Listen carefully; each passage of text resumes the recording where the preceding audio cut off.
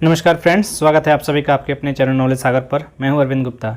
इन दिनों हम geography NCERT class 7 का देख रहे हैं। पहला चैप्टर हमने देख लिया था पर्यावरण। आइए शुरू करते हैं दूसरा चैप्टर, हमारी पृथ्वी के अंदर के प्रश्नों की श्रृंखला, इनसाइड आवर अर्थ। प्रश्नों की श्रृंखला शुरू करने से पहले यदि आप मेरे चैनल पर नए हैं तो मेरे चैनल को सब्सक्राइब कीजिए और बेल आइकन को प्रेस कीजिए ताकि आगे आने वाले नोटिफिकेशन आप सभी को मिलती रहे। तो आइए फ्रेंड शुरू करते हैं। आज का पहला प्रश्न, द्रवित मैग्मा से बने सेल हैं ए आग्नेय, बी अवसादी, सी कायांतरित, डी रूपांतरित। तो इसका करेक्ट आंसर है फ्रेंड्स ए आग्नेय। मैग्मा जो होता है वो पृथ्वी के अंदर होता है। अब पृथ्वी के क्रस्ट को जब भेद कर ये ऊपर आ जाता है तो इसी मैग्मा को हम लावा बोलते हैं। और सेल तीन प्रकार के होते हैं फ्रेंड्स, आग्नेय, अवसादी और कायांतरित। इन तीनों सेलों की क्या विशेषताएं हैं, आइए हम एक एक करके देखते हैं। पहला, आग्नेय सेल।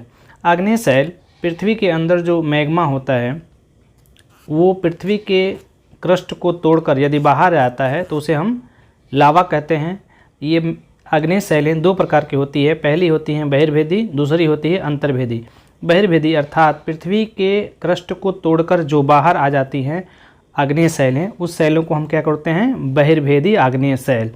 इसका सबसे अच्छा उदाहरण है बेसाल्ट। यह प्रश्न पूछा जाए कि बेसाल्ट किस सेल का उदाहरण है तो आपका आंसर होगा आग्नेय या इग्निशियस। इसका सबसे अच्छा उदाहरण है हमारा दक्कन का पठार। दक्कन का पठार जो है ये आग्नेय सेल का ही उदाहरण है और ये बेसाल्ट से बना हुआ है। जबकि अंतर्भेदी चट्टानों में जब ये मैग्मा पृथ्वी के क्रस्ट को तोड़कर बाहर नहीं जा पाता और अंदर ही जम जाता है तो इसे हम अंतर्भेदी आग्नेय चट्टान बोलते हैं। इसका सबसे अच्छा उदाहरण है ग्रेनाइट। ग्रेनाइट का एग्जांपल आपने देखा होगा फ्रेंड्स, जो मसाला वगैरह पीसने की जो मशीनें होती हैं वो ग्रेनाइट पत्थर की ही बनी हुई होती हैं।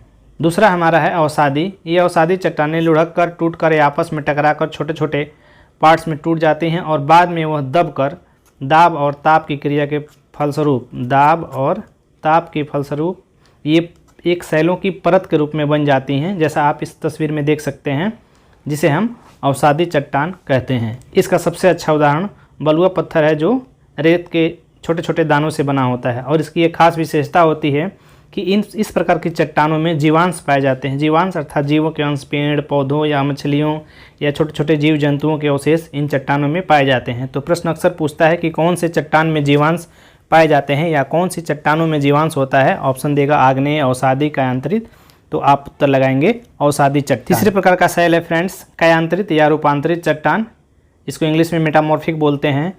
मेटामॉर्फिक चट्टान पहले की दो चट्टानें अर्थात आग्नेय और अवसादी चट्टानों के ताप और दाब के कारण इनमें भौतिक और रासायनिक परिवर्तन होता है। फलस्वरूप इनका काया अर्थात इनका रंग रूप चेंज हो जाता है, इसीलिए इनके कायांतरित या रूपांतरित चट्टान कहते हैं। जैसे चिकनी मिट्टी के में अगर ताप और दाब के फलस्वरूप ये चिकनी मिट्टी जो है स्लेट में परिवर्तित हो जाता है और चूना पत्थर ताप और दाब के फलस्वरूप ये संगमरमर में कन्वर्ट हो जाता है। तो प्रश्न अक्सर पूछता है कि संगमरमर कौन सी चट्टान है, तो आपका उत्तर होगा कायांतरित या रूपांतरित।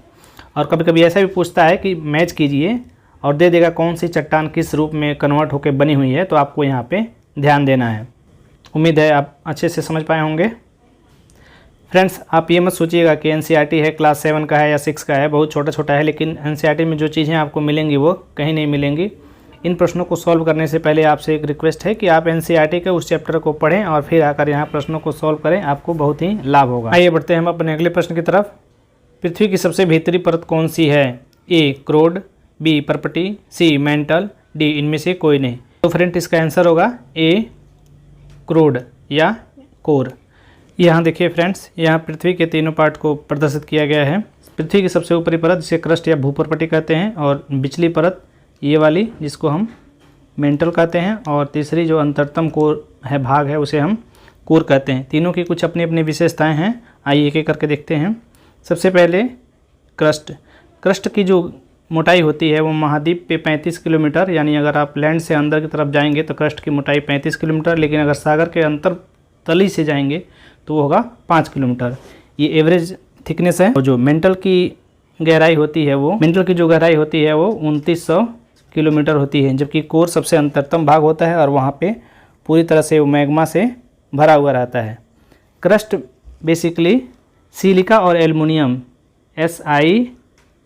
Al, सिलिका और एल्युमिनियम दो चीज़ों से मिलकर बना होता है, इसीलिए हम इसे सियाल भी कहते हैं। अगर प्रश्न पूछा था सियाल का निर्माण या भूपर्पटी का निर्माण किससे हुआ है, तो सिलिका और एल्युमिनियम। सीमेंटल का निर्माण दो तत्वों से मिलकर होता है, पहला है सिलिका और दूसरा है मैग्नीशियम, सीमा, SiMa। जबकि कोर या अंतरतम भाग का निर्माण निकिल और फेरस दो तत्वों से मिलकर होता है, निकिल और फेरस, इसलिए इसे नीफे कहते हैं, निकिल और फेरस, लोहा। तो इन तीनों को आपको याद रखना है कि किस चीज़ का निर्माण कैसे होता है, सियाल, सीमा और नीफे। नेक्स्ट, सोना, पेट्रोलियम एवं कोयला किसके उदाहरण हैं? ए सैल, बी खनिज, सी जीवाश्म, डी ईंधन।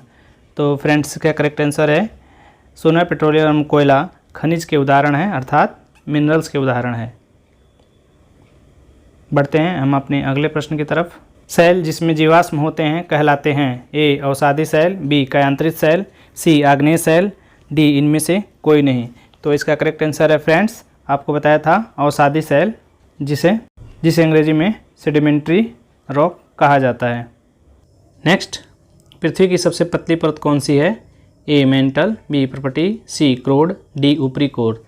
तो इसका करेक्ट आंसर है, जैसे हमने पिछले प्रश्न में जिक्र किया कि क्रस्ट की जो मोटाई होती है वो 5 से लेके 35 किलोमीटर तक मोटाई में होता है, और 5 किलोमीटर होता है कहाँ से? समुद्र तल का जो आखिरी लेयर है वहाँ से, अर्थात जो समुद्र में, जैसे हिमालय समुद्र है और इसका अंतिम जो स्थल भाग है वो, और 35 किलोमीटर होता है स्थलीय भाग से। इसका करेक्ट आंसर होगा बी पर्पटी या क्रस्ट। नेक्स्ट, विश्व की सबसे गहरी खान कहाँ स्थित है? ए भारत में, बी दक्षिण अफ्रीका में, सी फ्रांस में, डी उत्तरी अमेरिका में। तो इसका करेक्ट आंसर है फ्रेंड्स बी दक्षिण अफ्रीका में। दक्षिण अफ्रीका में 4 किलोमीटर तक की गहराई तक की खान खोदी गई है, और 4 ही नहीं बल्कि 6 किलोमीटर गहराई तक तेल की खोज में वैज्ञानिक या इंजीनियर्स इसको खोद चुके हैं। तो हमारा सही उत्तर होगा दक्षिण अफ्रीका। नेक्स्ट, पृथ्वी की सबसे ऊपरी परत बनी होती है? ए सिलिका और एल्युमिनियम से, बी सिलिका और मैग्नीशियम से, सी निकिल और लोहा से, डी इनमें से कोई नहीं। तो इसका करेक्ट आंसर होगा फ्रेंड्स ए सिलिका और एल्युमिनियम से।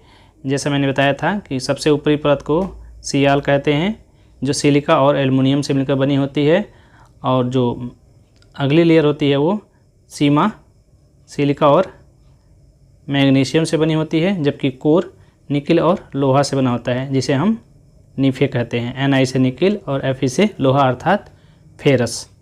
नेक्स्ट, मेंटल का विस्तार है? ए 2700 किलोमीटर तक, बी 2900 किलोमीटर तक, सी 3200 किलोमीटर तक, डी 3500 किलोमीटर तक। तो इसका करेक्ट आंसर है फ्रेंड्स बी 2900 किलोमीटर तक। पहले वाली लेयर हो जाएगी क्रस्ट, दूसरी वाली मेंटल और तीसरा वाला कोर। तो मेंटल की जो गहराई है वो कहाँ तक है फ्रेंड्स? 2900 किलोमीटर तक।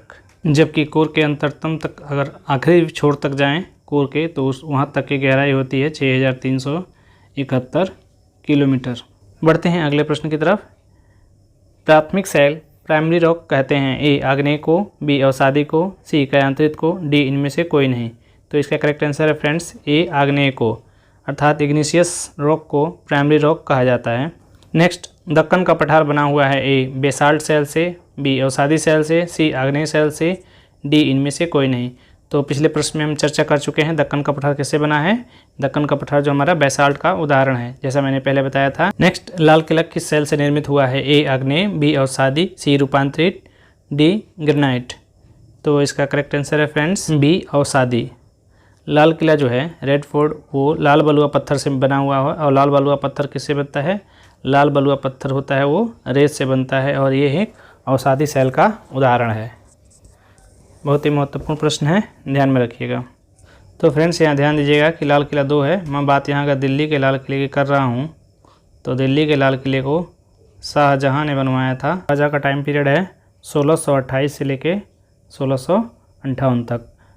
जबकि जो आगरा में लाल किला बना हुआ है उसको बनाया अकबर ने, और अकबर का जो टाइम पीरियड है शासन का वो है 1556 से लेके 1627 तक। क्लास 7 चैप्टर 2 का आखिरी प्रश्न, ताजमहल किस प्रकार के सेल से निर्मित हुआ है? ए आग्नेय, बी अवसादी, सी रूपांतरित, डी इनमें से कोई नहीं। तो इसका करेक्ट आंसर है फ्रेंड्स सी रूपांतरित या metamorphic. Thank you friends, thanks for watching. Please subscribe and share my channel knowledge Sagar. Thank you.